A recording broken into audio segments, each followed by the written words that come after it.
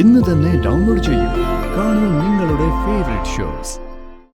ഈ കുഞ്ഞിന്റെ ചികിത്സയ്ക്ക് ഡോക്ടർമാര് വലിയ തുകയാ പറഞ്ഞിരിക്കുന്നത്. ഏകദേശം 6 കോടിയോളം രൂപ. അമ്മയ്ക്ക് ഈ കുഞ്ഞിനെ രക്ഷിക്കണമെന്നുണ്ട്. മോള് അമ്മയൊന്ന് ഹെൽപ്പ് ചെയ്യൂ. ഞാനെങ്ങനെയാ ഹെൽപ്പ് ചെയ്യുന്നത്? നിന്നെ നിർബന്ധിച്ചു കൊണ്ടുവന്നതിന്റെ പരിഭവം മാറിയില്ലേ ഇതുവരെ? വരുണിന്റെ പരിഭവം അങ്ങനെ പെട്ടെന്നൊന്നും തീരില്ല അച്ഛാ. അപ്പൊ കാര്യം കൽപ്പനയ്ക്ക് അറിയാമല്ലോ. കൽപ്പനയ്ക്ക് അറിയാത്ത കാര്യങ്ങൾ എന്തെങ്കിലും ഈ ഭൂമിയിലുണ്ടോ? ഗൂഗിള് പോലും പല കാര്യങ്ങളും കൽപ്പനയോട് ചോദിക്കാറുണ്ടെന്നാ പറയുന്നത്. ചെല്ല് ചെല്ല്, ഇപ്പഴേ പെട്ടി നിന്റെ കയ്യിലാ. അധികം വൈകാതെ നീ പെട്ടിക്കകത്താവും.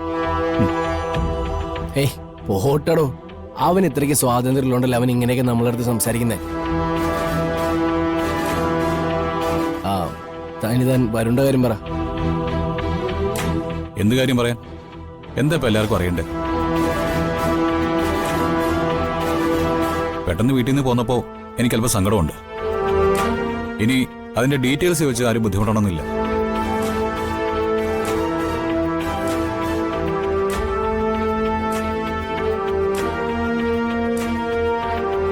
ഇവൻ ഇത്രയും സീരിയസ് ആവേണ്ട കാര്യം എന്താ? പ്രിയങ്ക മോളെ പിരിഞ്ഞിരിക്കാനുള്ള ബുദ്ധിമുട്ടാണെങ്കിൽ നമുക്ക് ബിജുവിനെ വിട്ടിട്ട് പ്രിയങ്കയും കൂടെ കൊണ്ടുവരാം. പ്രിയങ്ക വന്നതുകൊണ്ടൊന്നും വരുണിന്റെ വിഷമം മാറില്ല അച്ഛാ. പിന്നെ അതൊക്കെ താമസിയാതെ അച്ഛനും സൂര്യ അറിഞ്ഞോളും. ഇനി നിങ്ങൾ മാത്രമേ അറിയാനുള്ളൂ.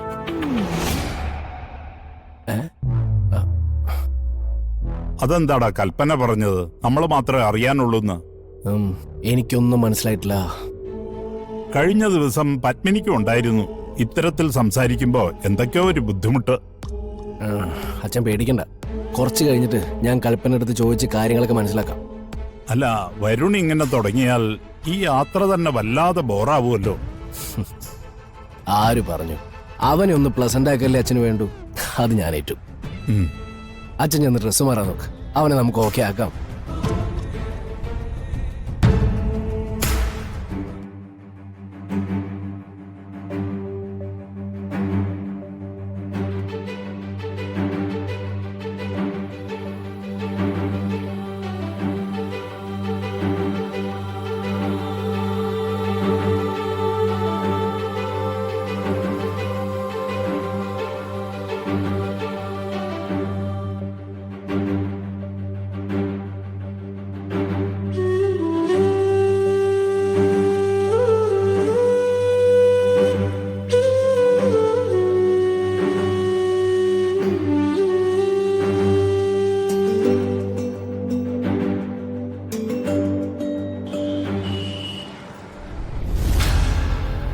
മേഡം എന്തു പറഞ്ഞു?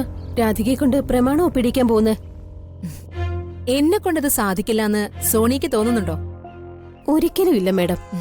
ആ പിറന്നാൾ ദിവസത്തെ പെർഫോമൻസ് ഇല്ലേ, കാസർഗോഡോ ഏതാ അനാഥാലയം? ഏതായിരുന്നു ആ സ്ഥലം? ആവോ, ആർക്കറിയാം. ആ നേരത്തെ വായി വന്നൊരു സ്ഥലം പറഞ്ഞു, അത്രേ ഉള്ളൂ. അങ്ങനെ ഒരു കഥ പറഞ്ഞ് രാധികയുടെ മനസ്സിലാക്കിയ മേഡത്തിന് മറ്റൊന്നിനും ഒരു ബുദ്ധിമുട്ടും ഉണ്ടാവില്ലെന്ന് എനിക്കറിയാം. Thank you.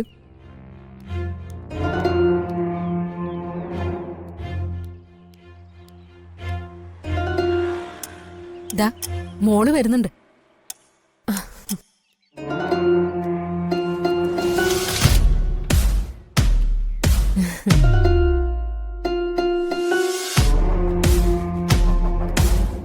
മോളെ, ഒരു പ്രധാനപ്പെട്ട കാര്യം അറിയിക്കാൻ മോളെ കാത്തിരിക്കായിരുന്നു.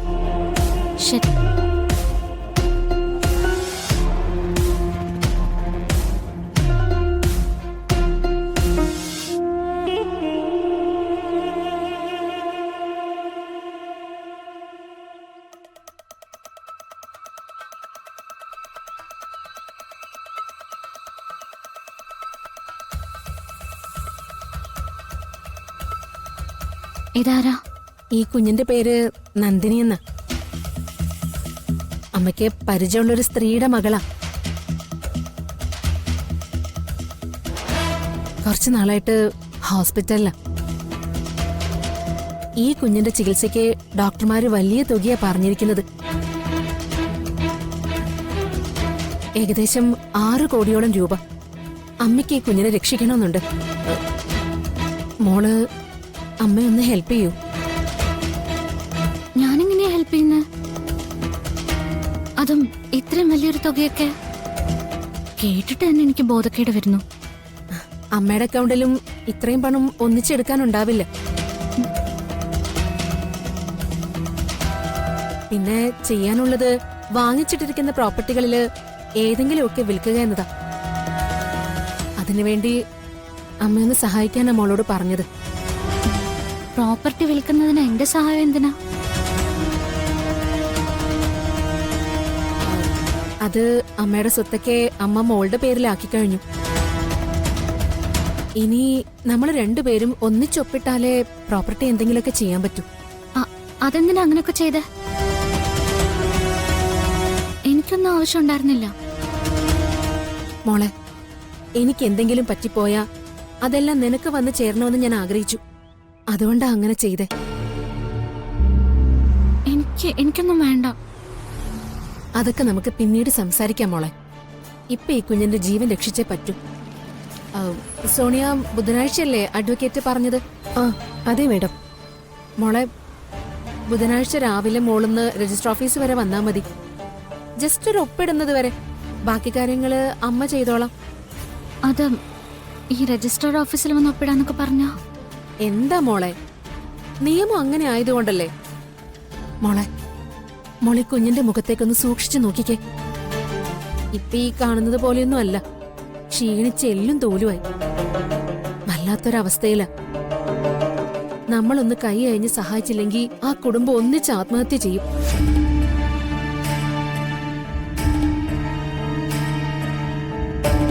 ഇഷ്ടം പോലെ കയ്യിലുണ്ടായിട്ടും ഒരു ജീവൻ രക്ഷിക്കാൻ അത് ഉപകരിച്ചില്ലെങ്കിൽ നമ്മൾ ചെയ്യുന്നത് ദുഷ്ടതയല്ലേ മോളെ?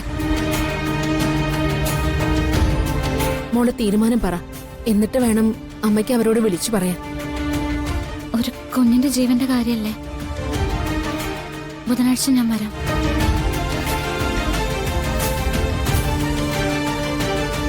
പക്ഷെ ഒരു കാര്യമുണ്ട്. ഇനി മുതല് ഇങ്ങനൊരു കാര്യം എന്നോട് പറയരുത്. എനിക്ക് സ്വത്തും പണവും ഒന്നും വേണ്ട. അതൊക്കെ അമ്മയുടെ പേരിൽ തന്നെ ഇരിക്കട്ടെ. അഡ്വക്കേറ്റ് അന്ന് ഉണ്ടാകുമല്ലോ. നമുക്കൊരു ധാരണയിലെത്താം. ഇത് മോള് സമ്മതിച്ചല്ലോ. സമ്മതിച്ചു. ആ കുഞ്ഞിന്റെ കാര്യം ഓർത്താ എന്ന് ഞാൻ പൊയ്ക്കോട്ടെ. പൊയ്ക്കോ. പിന്നൊരു കാര്യം, അമ്മയുടെ സ്വത്തുക്കള് മോളുടെ പേരിൽ വന്നാലും അമ്മ ചെയ്തുകൊണ്ടിരിക്കുന്ന കാരുണ്യ പ്രവൃത്തികളൊന്നും മോള് മുടക്കാൻ പാടില്ല. അതൊക്കെ സോണിയും മാലിനിയും മോൾക്ക് പറഞ്ഞു തരും. എല്ലാരും സന്തോഷമായിട്ട് ഇരിക്കട്ടെ മോളെ. അതല്ലേ നമുക്കും മനസ്സിനൊരാശ്വാസം.